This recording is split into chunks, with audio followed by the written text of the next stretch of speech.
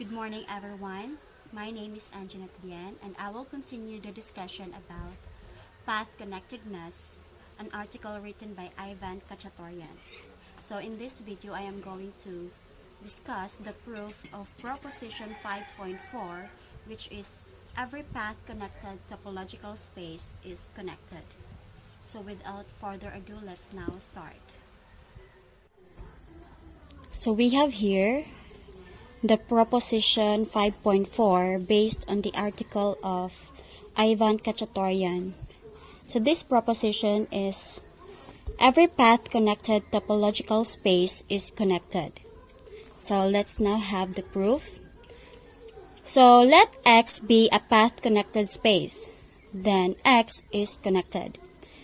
So in this proof, we are going to use the contradiction. So we have suppose X is not connected. So here, every path connected topological space is connected. We are going to use the contradiction. So ato siyang himuon og not connected. So if X is not connected, then X has a separation. So we have here a topological space X, but it has a separation because we're using the contradiction. So we have here set A and we have here set B. So X is equal to A union B.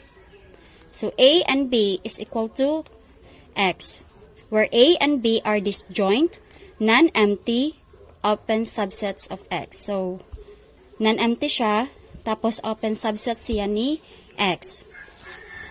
So with that, let A be an element of A. So small a, element kintahi siya ni A. And small b is an element of B also. So arita, small b. Therefore, A and B is also an element of X. Kay union ni A ug B is X man. So if A is an element of A and B is an element of B, therefore we can say that A and B is also an element of X. Okay, let's move on. So in this way, X is a path connected space. So in this illustration, set A and set B, we have a F1 or function 1 be a path between A and B. So we should have make a path, for example, like this one, and that is function 1 or F1. Denote that one as function 1. So this F1 or function 1 is a path between A and B, where F1 is a continuous function. So continuous function siya. So kung naatay number line ani, then we have here set A and set B. And set A, for example, this is 0 and this is 1. So f of 0 and 1 such that f of 0 is equal to A and f of 1 is equal to B. Okay, so next, since every interval in real number is connected, therefore we can say that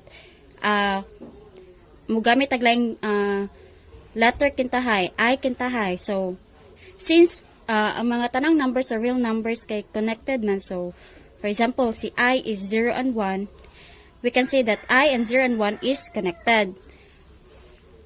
Example na si I, example na siya. So where F is continuous and I is connected, then F of I is connected. So continuous kintahay si F and I is connected man base ani. So we can say that F of I is connected. Since the image of a connected space under a continuous map is connected,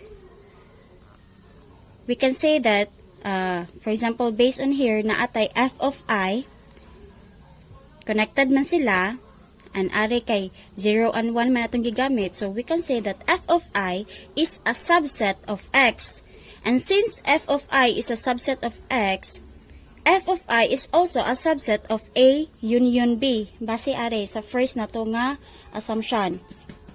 Diba? So, kung subset siya ni x, subset po siya ni A union B because x is equal to A union B. Okay?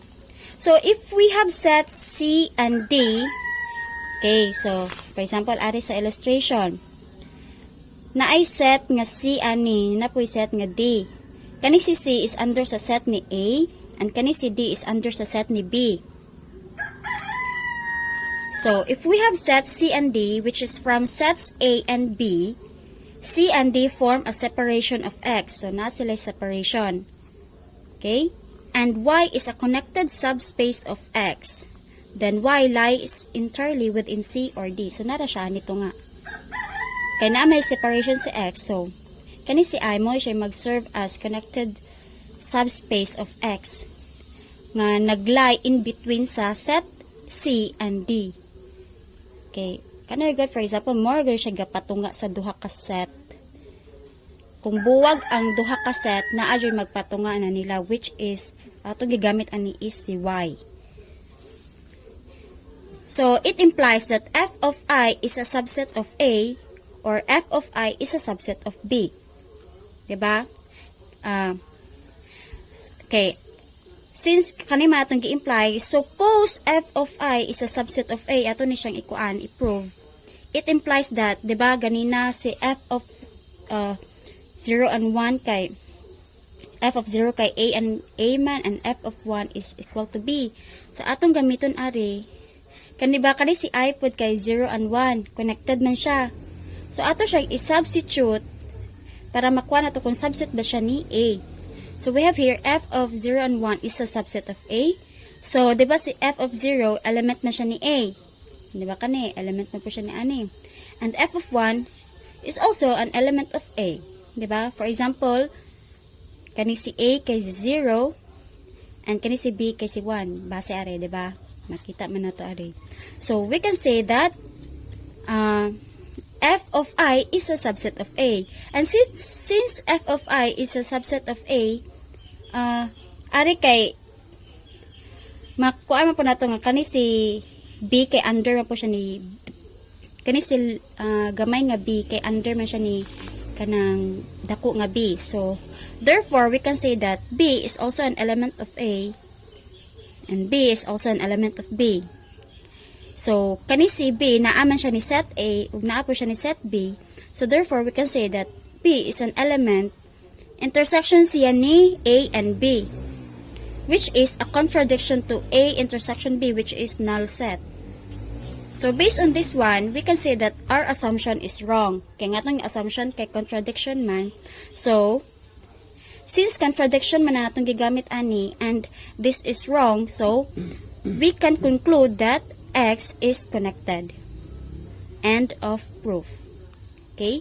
So, I hope that you really understand kay since topological space man atong gihisgatan ani and path connectedness within topological space, kaning theorem ani is mas masabtan ninyo siya kung nasabtan ninyo ang prior definition sa path connectedness, which is discussed already by my partner. And if you have already understood that topic, then you should also understand this proof of proposition 5.4, every path connected topological space is connected, based by according to Mr. Ivan Kachatourian. So that's all, and this is the end of my proof. That's all. Thank you for listening. In behalf of my partner, Miss Kathleen Sarko, this has been Antoinette Bien, and I hope that you really understand based on our short discussion about path connectedness written by Mr. Ivan Kachatourian.